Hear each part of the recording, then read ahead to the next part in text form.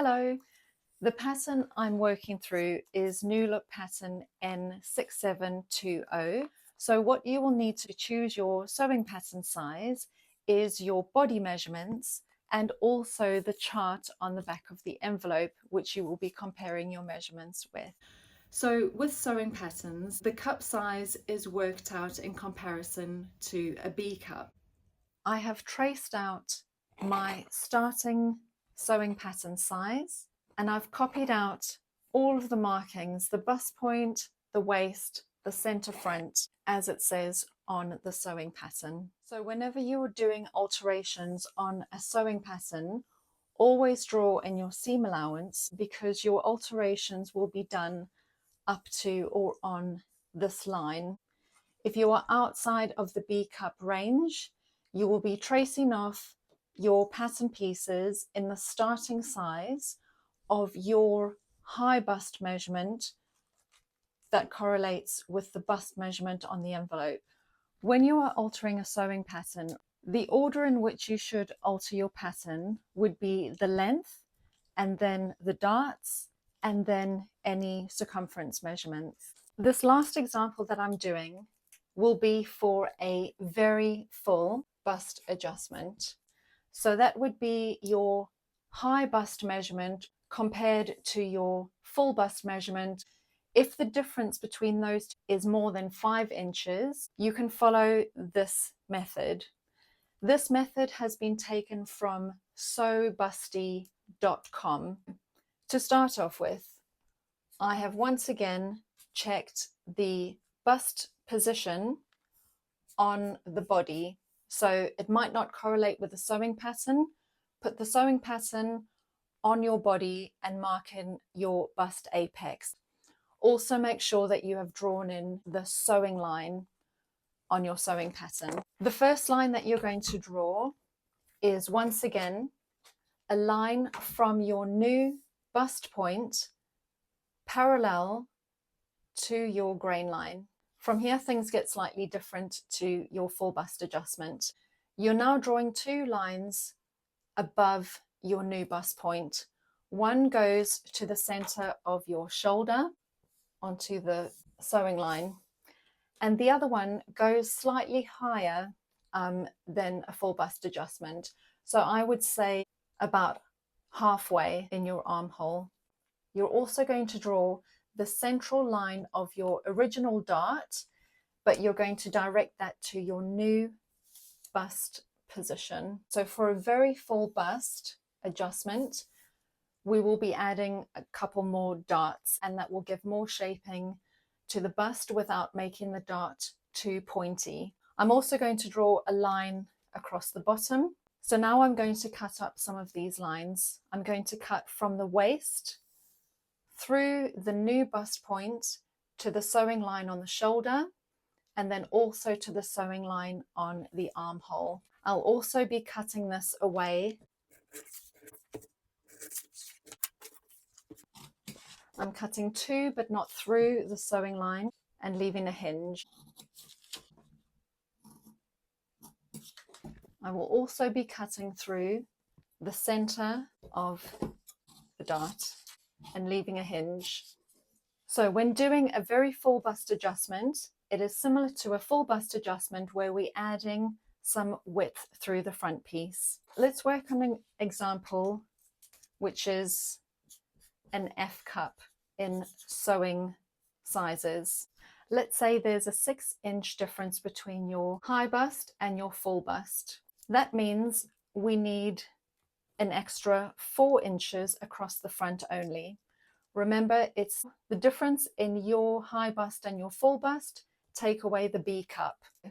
For a very full bust adjustment, we're going to add 4 inches across the front. Because we're only working on half of a front, that will be 2 inches into the left and 2 inches into the right. You're going to get some paper underneath your pattern that you've cut and stick down your centermost piece.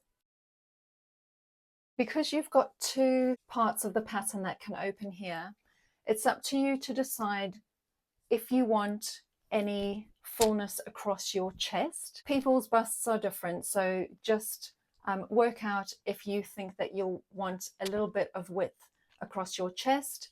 If you do, you can open this section out a bit more. If you don't want too much, then just open it out across the armhole. If you find you're quite busty under your armhole, you might want to open more over here. If your bust is more to the front, you might want to open out a little bit over here. If you don't know which one to do, then do averages.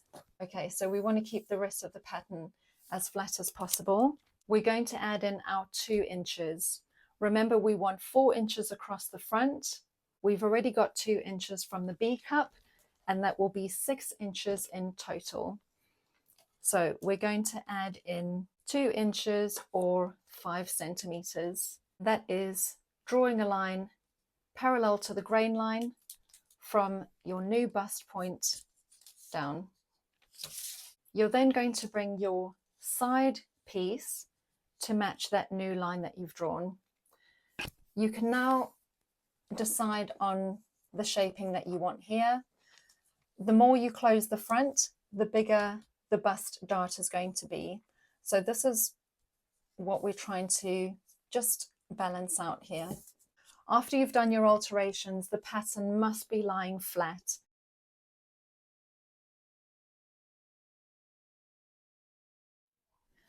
You may be able to see the points of the original bust dart. So that has gone from being 4 centimeters in width to being 9.5. So that is quite a substantial increase that we've had on the side. If you wanted to, at this point, you could sample the pattern. So obviously add your front in, make sure that it is level at the side, cut out the shape and do a sample garment and fit that. If you already know that the bust dart is going to be too big or it's not going to look right on you, you can actually split this bust dart into 2 darts. Don't worry too much about having 2 darts there, because quite often it's along the side of your body and it's not very visible, unless you have a really bold print and you think it's going to compromise the pattern of the fabric. Then maybe think about how many darts you'll be adding on the side. But other than that, it should work fine to have 2 bust darts. We've worked out that the width of that bust dart is now 9.5 centimeters. So we're going to divide that into 2, and we're going to have 2 different bust darts. We'll do 4.7 on each. What you'll be working towards is your new bust point, and from your top original dart point, you're going to measure 4.75 from there. So that would be the width of the first top dart, and I want to find the central position of that. So that is about 2.5. From your central position, I'm drawing a line to your new bust point. From here, I want to have a second dart. Bust darts and front waist darts should always point towards the bust point. So the dart won't finish here, but it must point to that direction. So this is I'll draw triangles. That is the width of our first dart. The second one will then be a small distance from the first. So let's just say about 4 centimeters. So that would be the top of our second dart.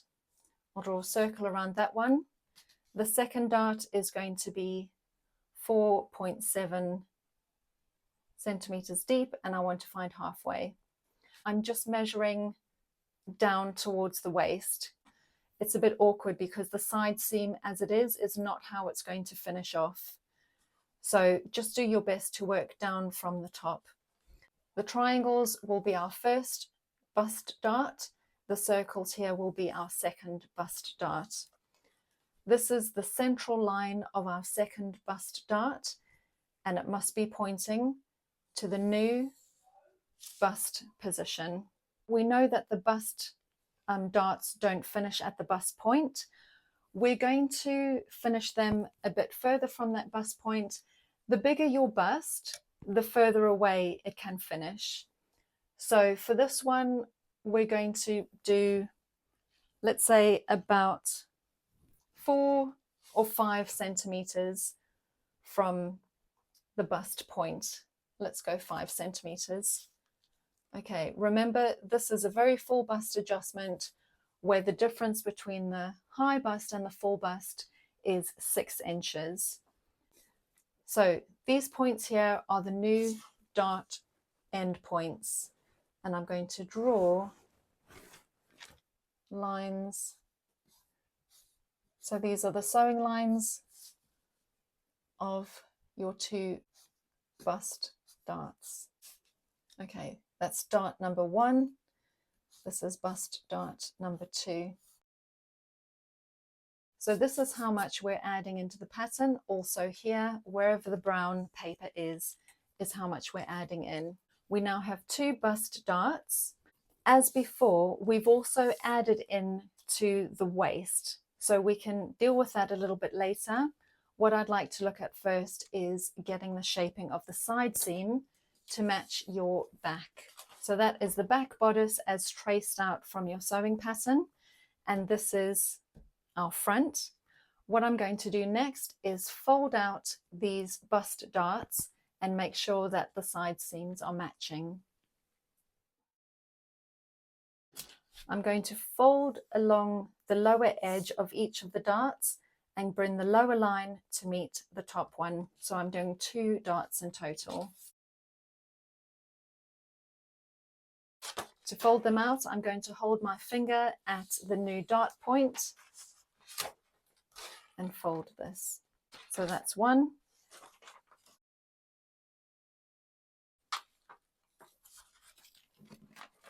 So that's 1 bust dart and 2. You can see that the pattern is very 3-dimensional at this point. And once I have these bust darts folded out, I'm going to check the side seam against your back. If you have a very full bust, sometimes the shaping at your sides can also change. You might not be flat down the side of your body. Your bust might continue slightly towards your side. If that is the case, you don't have to keep the side seam straight. You can do a gentle curve on your side seam. I'll do that on my pattern so you know how it looks. So the shaping of your front side seam and your back side seam might be different shapes, but the measurement should still fit. I'm just going to measure the back against the front. So if you don't carry any shaping around the side, you can just do that straight and copy the shaping from the back piece. So you're walking your pattern along to make sure the measurement fits on your sewing line, not on the outside edge. If you want to take a little bit out of what you've added at the waist, you can take that out as you get towards the waist at the bottom. So I am going to take out a little bit, but make sure that the side seams are still the same length. So while the front darts are folded out, I'm going to use my tracing wheel and trace off that shaping.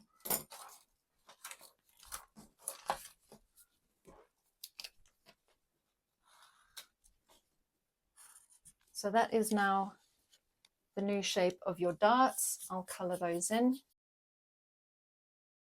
Okay, so now you have 2 bust darts. The shaping of your front armhole may have changed a little bit, but the measurement has not changed, so that will still fit your sleeve. I've added 2 inches on each side all the way down towards the waist. You might not want that width added in at the waist, so you can take it off slightly at the side seam. That might change the angle of how the sides meet. What you can also do is measure your waist position, which you may have done in the first place. So the original pattern waist point was fine on the body, so I want to keep that in the same place.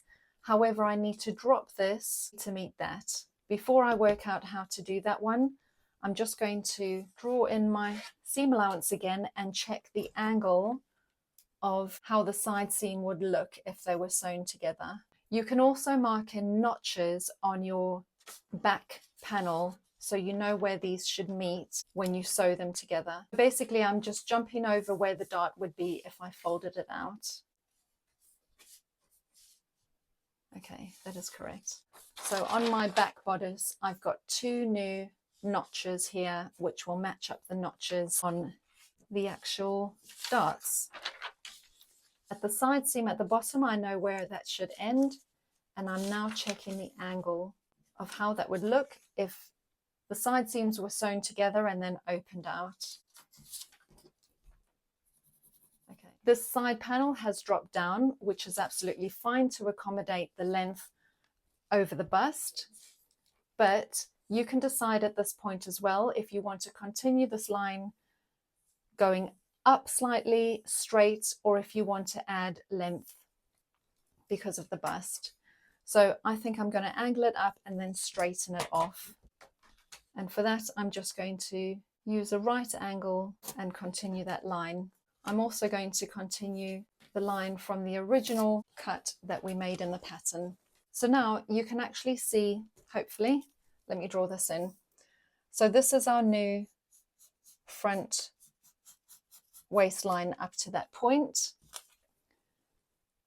This is the original line that we cut along, and putting our lower front pattern piece on there, there's actually not too much that we've lengthened in the front, which means that the angle on the neck edge, the crossover edge, should be okay. One last thing, make this up and fit it and see how you feel. It's really important to do a stay stitch on the neckline before you sew anything else. You might find that you need to sort of take some fullness out of the crossover edge because it might feel like it's gaping. So you might want to angle this up slightly just to do more of a curve, and you're pinching out some fullness. First and foremost, sample your pattern, make it up, and then alter it from there.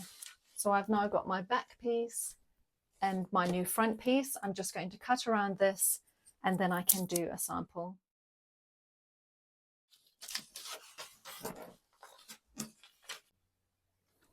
One last note, if it is too wide across the waist seam, you can actually add a dart over here as well. Whenever there's an adjoining piece to your waist, you have to make sure that the measurement of your waist seam matches at the bodice and the skirt. So if I was going to add a little waist dart over here, I might not want to take all of this width out. So this is 2 inches that we've added in here. I might want to take out maybe 1.25 inches. So what I would do then, like I said before, all darts need to point to your bust point, which means on this line here, I'm going to add a dart. I'm going to make the dart 1.25 inches, which is 3 centimeters on the sewing line, not on the outside edge. I'm going to draw in my dart. The line on this pattern here, the original line that I drew, is already the center of the dart. I want the dart to finish further away than the apex. Those ones I did 5 centimeters. Well, I'm going to do this 5.5. But again, when you do your sample, check that on yourself. I have now created a waist dart, which is pointing to the new bust point. Once again, you can fold out this shaping. You might need to do a small triangle at the bottom, add some paper underneath, actually fold out your dart and check that shaping. That is how to do a very full bust adjustment. We've added in an extra bust dart and we've added in a waist dart. From this point, definitely do a sample, then alter it if needed after that. So I hope that all of that made sense. If you need some more clarification on any of the techniques used in this tutorial, please leave a comment or get in touch with me via my website. So good luck. Bye.